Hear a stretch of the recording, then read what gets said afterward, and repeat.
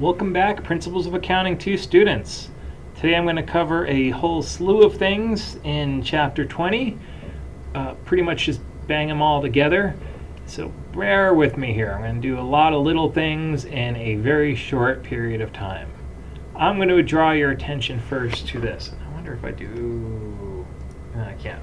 I'm going to draw your attention to this, which is the... there we go. There, and let's move up a little bit. Whoa, not sure what it is there. Okay. This is your standard income statement from Principles of Accounting 1 that we use all the time. And it's pro GAAP, and it's great for everybody, but it's not very useful for management decision makers. So if you look here, you got your sales minus your cost of goods sold is going to equal your gross profit. You take out your selling and general administrative expenses. Now, if you remember in Principles 1, those were lumped into 500 different categories, whatever. Here, it's managerial accounting. We're putting it in one. There is your operating income. That's your standard income statement. So conceptually, we could swing this over to here. I wonder if I can get them both on the same screen. I think I can. I call this the transitional income statement. Now, I just only do this to demonstrate to you guys what's going on here. What I'm doing is I'm taking the cost of goods sold, and all costs are either fixed or variable at a fundamental level. Even if they're mixed, you just break them into fixed and variable. So you have your fixed costs here, you have your variable costs here of goods sold.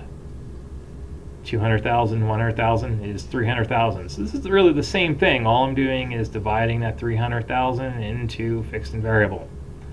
Same thing with your SG&A. Taking your fixed and your variable selling general administrative and splitting them up. So this gives you the same operating income. This is 150,000, that's 150,000. So all I really did was blew up a little bit of detail here. All right, now let's move over here. And go over here, I'm going to show you something called the contribution margin income statement. Now, the contribution margin income statement is what we like to use in managerial accounting. It's non-GAAP, but it's very useful. And what we have here, we have something called sales. We have a category called variable costs. And we have something called contribution margin. And as you know, your contribution margin is a new term for this class.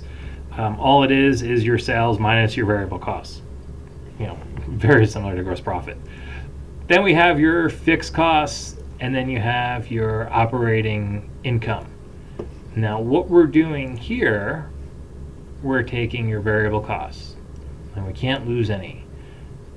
You'll also see some problems where it's not just one or two categories of variable cost, it's like 20. That's okay, you just lump them all in here.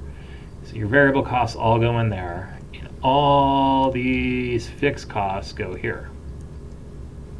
So we're reclassifying these because in managerial decision making, the difference between fixed costs and variable costs are more important than the difference between cost of goods sold and selling general administrative.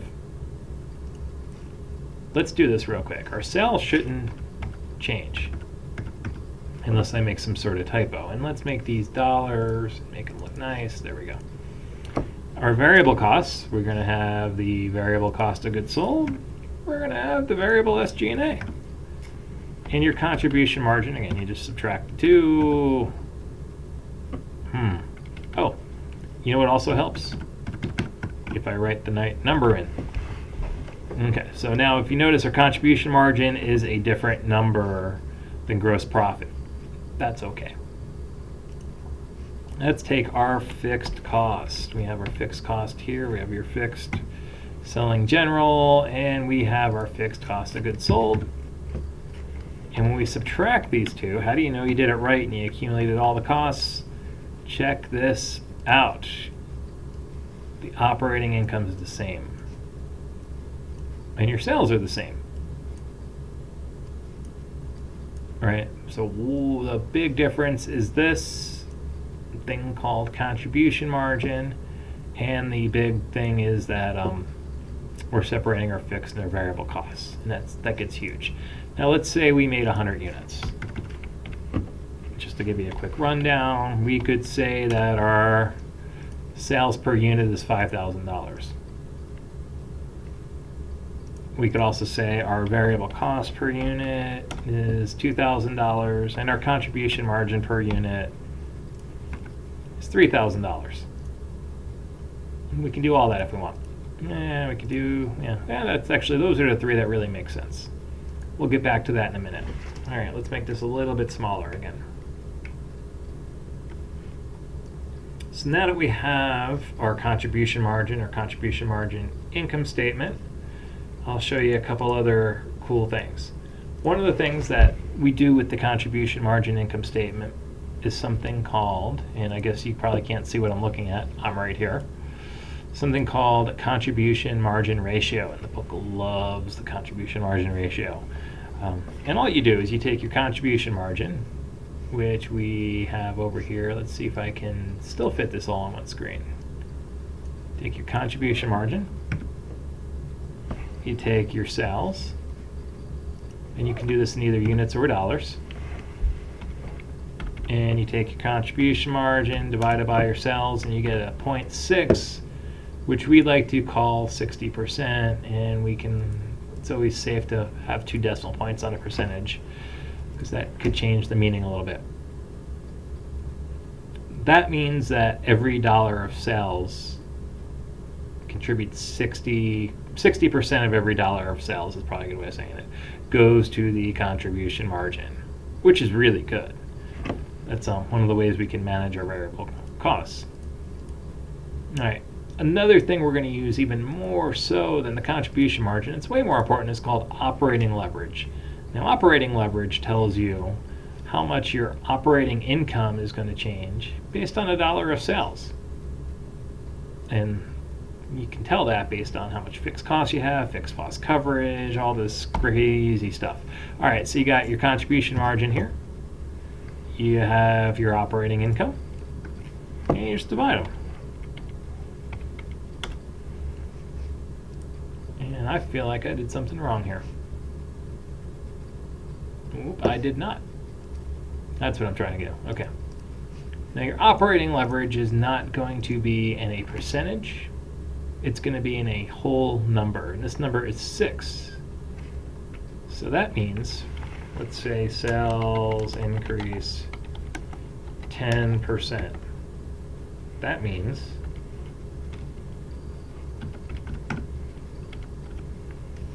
not sure what's going on there. There we go. Just got to format it right. If sales increase by 10%, you take the 10% times the 6, and your operating leverage goes up by 60%. Let's say sales increase by 15%. You take, and actually, hold on, escape. 15%. Take the 6 times the 15%. Again, put it in a number. That means that your operating income will go up 90%, which is nice. You know, 15% increase in sales makes your margin go up almost twice. That's awesome. Unfortunately, if your sales go down 15%, your operating income drops 90%. So this kind of tells you how risky your company is. Or at least not risky, but risky is the right word, but sensitive to changes in sales. This is why very small changes in sales could cause very large swings in profit. Okay. Other thing that we're going to, and that's not contribution margining. Yeah, okay. M-A-R-G-I-N. We have something called the contribution margin per unit, which we already sort of did up here. Right? We know our contribution margin per unit. If we have 100 units, you take the 300,000 divided by the 100 units. Is going to give me a disaster. Hold on. Yeah, I see what's going on here. 300,000 divided by... There we go. 3,000 units. Sorry. Which we already calculated up here intuitively. This is called our contribution margin per unit. We are going to use that in a few seconds as well. Now we're going to deal with target profit. Now one of the things, a subset of target profit is also called break even. Now, the difference between break even and target profit, break even is simply target profit at 0. Oh, makes sense. So we have 3 ways of doing this, and I'm going to be really simple on this. Pretty quickly you'll get into more complicated scenarios, but we're going to have a formula approach. What's my sales? My sales are 500,000. What's my variable costs? All I'm doing is dragging this stuff down. What are my fixed costs? All right, so I have all this information here, and I know that sales minus variable costs minus fixed costs equal profit. Yeah, I totally get that. And how about my target? Oh, actually, this could just be target profit, which is great. Yay. Not too exciting there. However, if I have a target profit of 100,000,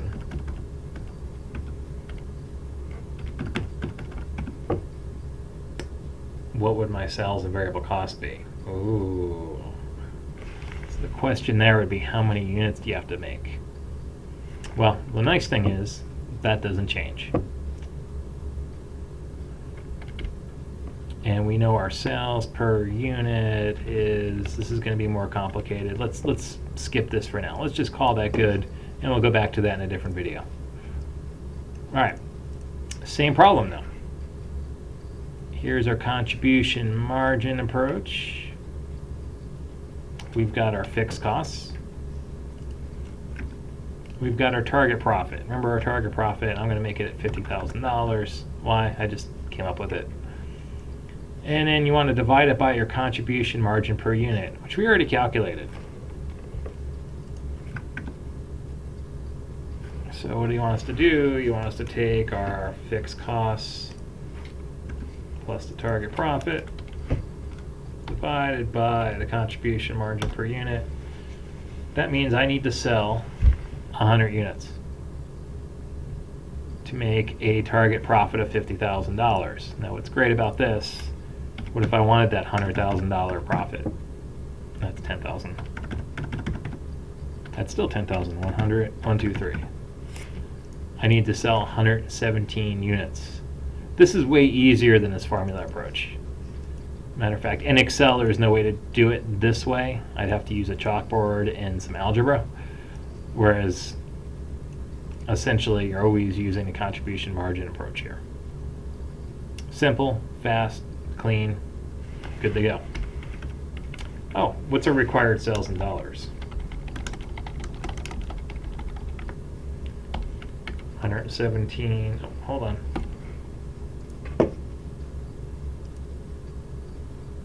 All I did is I took it out. See, it was dollars before, now it's not. My required sales in dollars is this many units times what's my sale price, $5,000. So $583,000 in sales means we've sold 116 units, and that's going to give us a target profit of 100,000. What's nice is I can always just move this back to 50,000. The formulas change. Now selling 5,000. Yeah, I'm selling a lot of units. I need a break. Hold on. All right, I got watered back up. I'm back and good to go. Yes, so for $50,000 profit, got to sell 100 units or $500,000 worth of information, which, hey, is exactly what we got up here. And we have the fun old contribution margin ratio approach that the book loves. You take your fixed costs haven't changed. You take your target profit. I'm going to still say I want $50,000. I'm also going to say I wanted to make that dollars. You take your contribution margin ratio, which we previously calculated up here. And that again is contribution margin over sales. $60,000. Or 60%, sorry. Whew. All right, so what is my required sales in dollars? I take our fixed cost plus our target profit divided by this little guy here, and that's going to give me $500,000 with my required sales in units. I take the $500,000 in sales divided by my price per unit. It should give me 100 units, which is great. And then I can go and I can play with this. And what if I want a target profit of 0? That's my break-even point. That's huge. That means I need to sell 83.3, but you can't sell a third of a unit. So you got to sell 84 units to break even. What if I want a dollar profit? What if I want $100,000 profit, which somehow is $1 million? I'm having trouble writing 100,000 today. 116. I'm going to go ahead and shrink these decimals down. That's too many decimals. So notice all these change, and we're all good. Also notice that these numbers are the same, because mathematically these are the same units. Occasionally I have a really math keen student that'd be like, these are the same methods, and they are. Just different way of packaging. All right, last we have the margin of safety. Safety. Two ways of doing it. You can either do it based on units or based on dollars, but if you have expected sales and units of, let's go over here, 100 units, and let's get these out of dollars. And I expect my sales in dollars to be 500,000. And my break-even sales, how do I get those? You set the target profit to 0. So my break-even sales in units is going to be 83. My break-even sales in dollars are 416. That means my margin of safety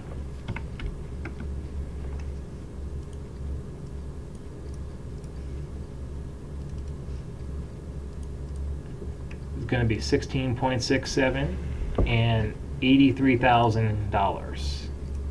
What does that mean, you may ask? And you should ask that, right? This means that I expect to break even and make 16 and sell 16 units more than break even, which is good, right? That gives me a little bit of margin of safety. If I only expected to sell 1 unit past break even, I better make that sell, because you lose 1 sale, you're out of business. Very risky. And this is the same concept, just in dollars. These are really the same numbers, because we have something called the margin of safety ratio, which tells you what percentage you can be off. I know I can be off by 16 units and still make a profit, which is nice, which is 16.67 units divided by what I expect. I can be off by 17%, which is good.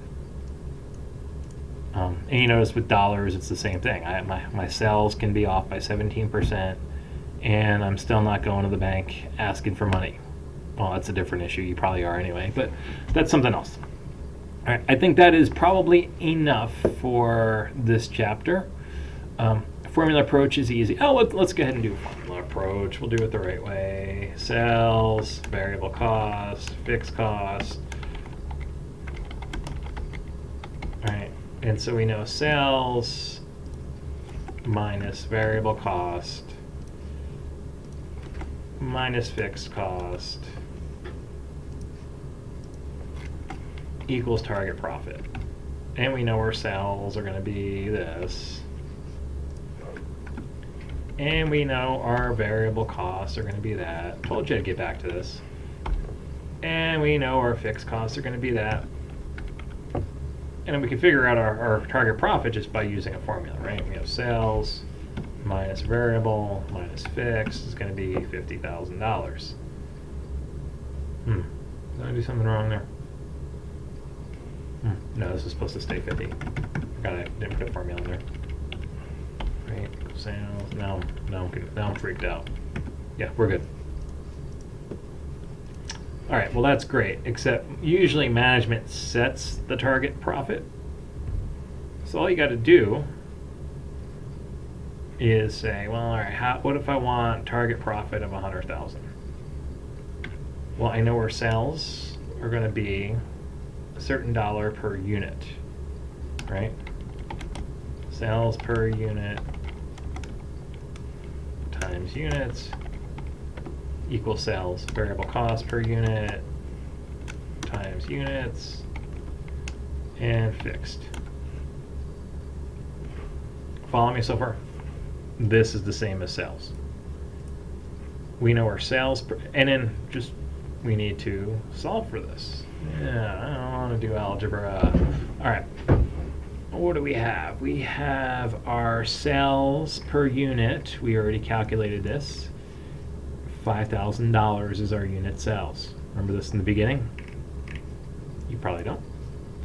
So we know $5,000 per unit times, and if you remember, we sold 100 units, but you know what? We're not even going to do that.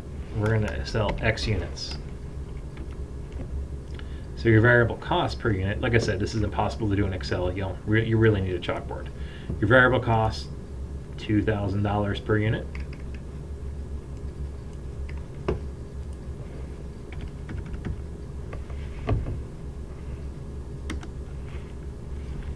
Times X units. It's not Y, it's X. And that's going to equal your fixed cost, which stays the same. And we set the target profit at $100,000. Just kind of try to. All right. So we know sales minus variable cost, and if I combine these two terms, I get $3,000 times X. Right? 5,000X minus 2,000X is 3,000X. So that covers that right there. And minus $250,000 is going to equal $100,000. So far, so good. Let's solve for X. What do? We take this 250, we put it over there. So you do use algebra. So we go 3,000X is going to equal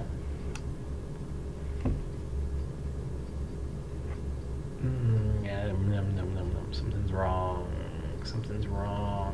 No, it's not. It's 350,000.